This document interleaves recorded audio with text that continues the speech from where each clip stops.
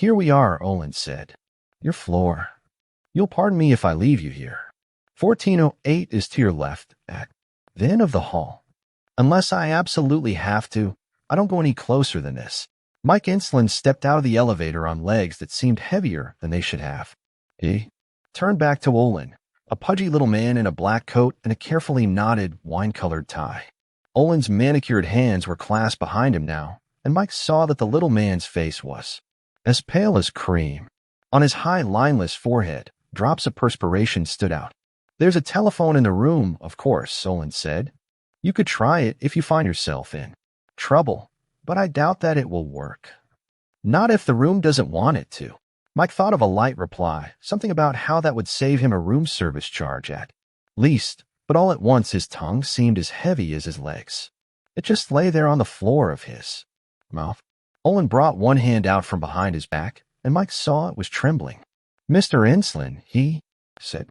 "Mike, don't do this. For God's sake, dash."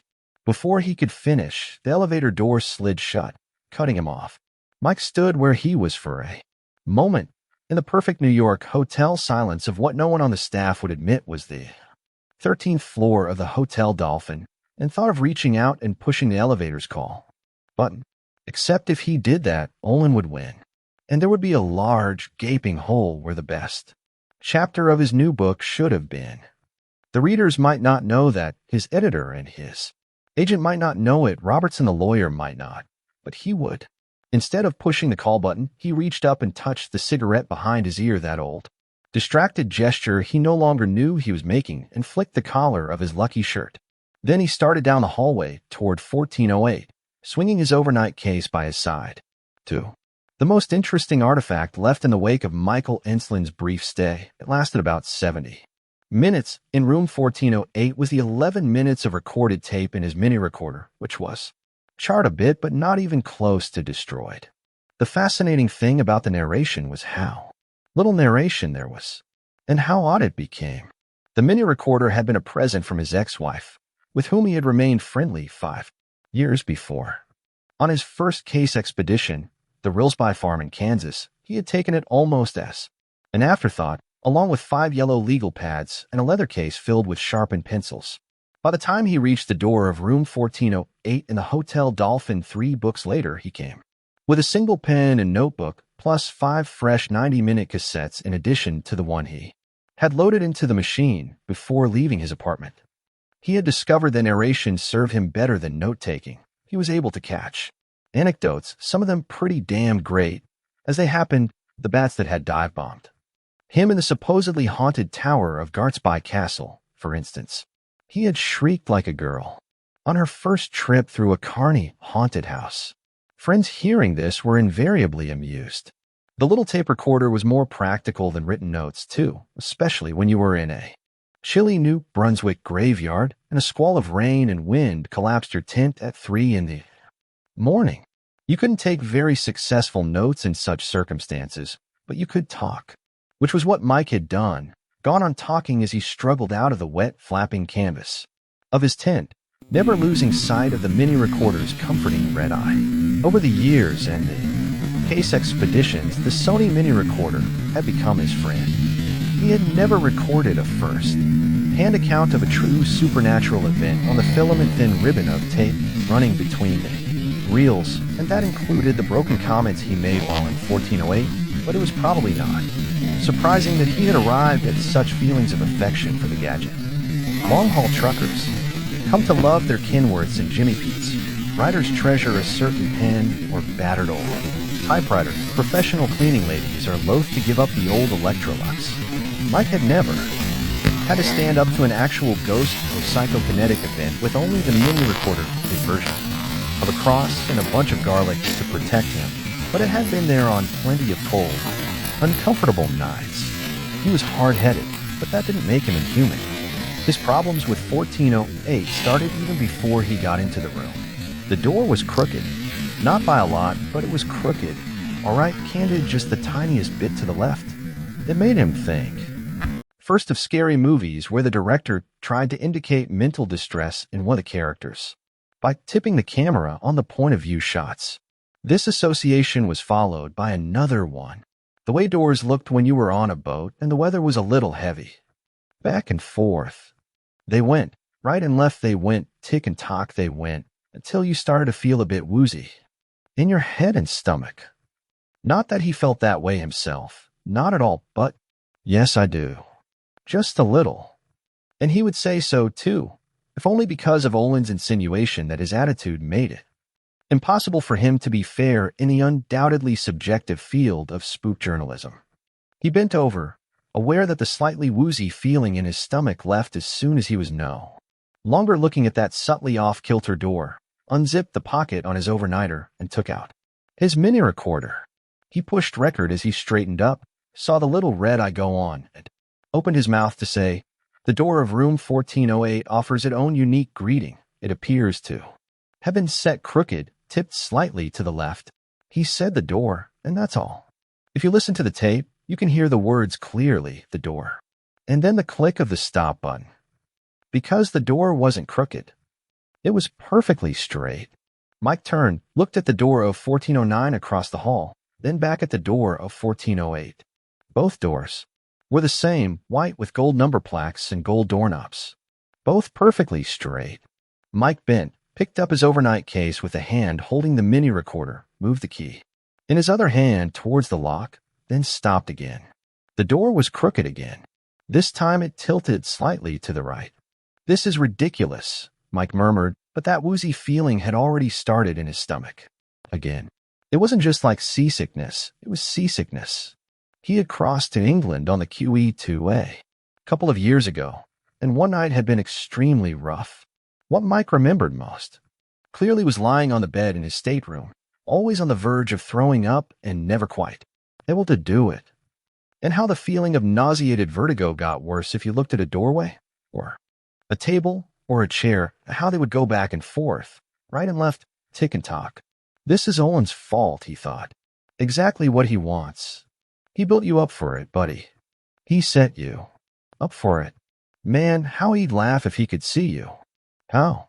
His thoughts broke off as he realized Olin very likely could see him. Mike looked back down the corridor toward the elevator, barely noticing that the slightly whoopsie feeling in his stomach left the moment he stopped staring at the door. Above and to the left of the elevators, he saw what he had expected, a closed-circuit camera. One of the house spies might be looking at it this very moment, and Mike was willing to bet that Olin was right there with him, both of them grinning. Like apes. Teach him to come in here and start throwing his weight and his lawyer around, Olin says. Look at him. The security man replies, grinning more widely than ever. White as a ghost. Himself, and he hasn't even touched the key to the lock yet. You got him, boss. Got him hook, line, and sinker. Damn if you do, Mike thought. I stayed in the Rilsby house, slept in the room where at least 2 of them were killed, and I did sleep, whether you believed it or not. I spent a night right next to Jeffrey Dahmer's grave and another 2 stones over from H.P. Lovecraft's. I brushed my teeth. Next to the tub where Sir David Smythe supposedly drowned both of his wives. I stopped being scared of campfire stories a long time ago. I'll be damned if you do. He looked back at the door, and the door was straight. He grunted, pushed the key into the lock, and turned it. The door opened. Mike stepped in. The door did not swing slowly shut behind him, as he felt for the light switch, leaving him in total darkness. Besides, the lights of the apartment building next door shone through the window. He found the switch. When he flicked it, the headlight, enclosed in a collection of dangling crystal ornaments, came on. So did the standing lamp by the desk on the far side of the room. The window was above this desk, so someone sitting there writing could pause in his work and look out on 61st Street or jump out on 61st if the urge so took him. Except, Mike set down his bag just inside the door, closed the door, and pushed record again. The little red light went on. According to Olin, 6 people have jumped from the window I'm looking at, he said, but I won't be taking any dives from the 14th, the 13th floor of the hotel. Dolphin tonight. There's an iron or steel mesh grill over the outside. Better safe than sorry. 1,408 is what you'd call a junior suite, I guess. The room I'm in has 2 chairs, a sofa, a writing desk, cabinet that probably contains the TV, and maybe a minibar. Carpet on the floor is unremarkable. Not a patch on Owen's, believe me. Wallpaper, ditto. Wait. At this point, the listener hears another click on the tape as Mike hits the stop button again. Oh. The scant narration on the tape has that same fragmentary quality, which is utterly unlike the other 150 or so tapes in his literary agent's possession. In addition, his voice grows, steadily more distracted. It is not the voice of a man at work, but of a perplexed individual who has begun talking to himself without realizing it. The elliptical nature of the tapes and that growing verbal distraction combine to give most listeners a distinct feeling of unease. Many ask that the tape be turned off long before the end is reached. Mere words on a page cannot adequately convey a listener's growing conviction that he is hearing a man lose, if not his mind, then his hold on conventional reality. But even the flat words themselves suggest that something was happening. What Mike had noticed at that point were the pictures on the walls. There were 3 of them. Lady in 20s style evening dress standing on a staircase, a sailing ship done in the fashion of Currier and Ives, and a still life of fruit, the latter painted with an unpleasant yellow-orange cast too. The apples as well as the oranges and bananas. All 3 pictures were in glass frames, and all 3 were crooked. He had been about to mention the crookedness on tape, but what was so unusual, so worthy of comment, about 3 off-kilter pictures? That a door should be crooked. Well, that had a little of that old cabinet of Dr. Caligari charm. But the door hadn't been crooked. His eyes had tricked him for a moment, that was all. The lady on the stairs tilted left. So did the sailing ship, which showed bell-bottomed British tars lining the rail to watch a school of flying fish. The yellowish-orange fruit, to Mike it looked like a bowl of fruit painted by the light of a suffocating equatorial sun. Paul Bowles' desert sun tilted to the right. Although he was not ordinarily a fussy man, he circled the room, setting them straight. Looking at them crooked like that was making him feel a touch nauseated again. He wasn't entirely surprised either. One grew susceptible to the feeling. He had discovered that on the QE too. He had been told that if one persevered through that period of increased susceptibility, one usually adapted. Got your sea legs, some of the old hands still said. Mike hadn't done enough sailing to get his sea legs, nor cared to. These days he stuck with his land legs, and if straightening the 3 pictures in the unremarkable sitting room of 1408 would settle his midsection, good for him. There was dust on the glass covering the pictures. He trailed his fingers across the still life and left 2 parallel streaks. The dust had a greasy, slippery feel, like silk just before it rots was what came into his mind, but he was damned if he was going to put that on tape either. How was he supposed to know what silk felt like just before it rotted? It was a drunk's thought. When the pictures were set to rights, he stepped back and surveyed them in turn. The evening dressed lady by the door leading into the bedroom, the ship plying one of the 7 seas to the left of the writing desk, and finally the nasty and quite badly painted fruit by the TV cabinet. Part of him expected that they would be crooked again, or fall crooked as he looked at them. That was the way things happened in movies like House on Haunted Hill and in old episodes of The Twilight Zone, but the pictures remained perfectly straight as he had fixed them. Not, he told himself, that he would have found anything supernatural or paranormal in a return to their former crooked state. In his experience, reversion was the nature of things. People who had given up smoking, he touched the cigarette cocked behind his ear without being aware of it, wanted to go on smoking. And pictures that had been hanging crooked since Nixon was president wanted to go on hanging crooked. And they've been here a long time. No doubt about that, Mike thought. If I lifted them away from the walls, I'd see lighter patches on the wallpaper, or bugs squirming out the way they do when you turn over a rock.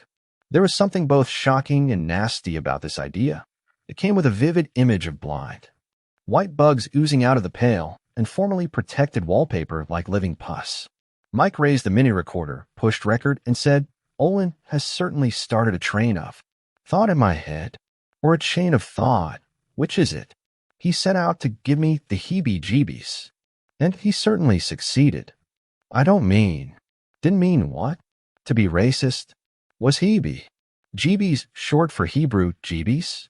But that was ridiculous. That would be Hebrew Jeebrews, a phrase which was meaningless. It was on the tape at this point, flat and perfectly articulated. Mike? Insolent says, I've got to get hold of myself. Right now. This is followed by another click as he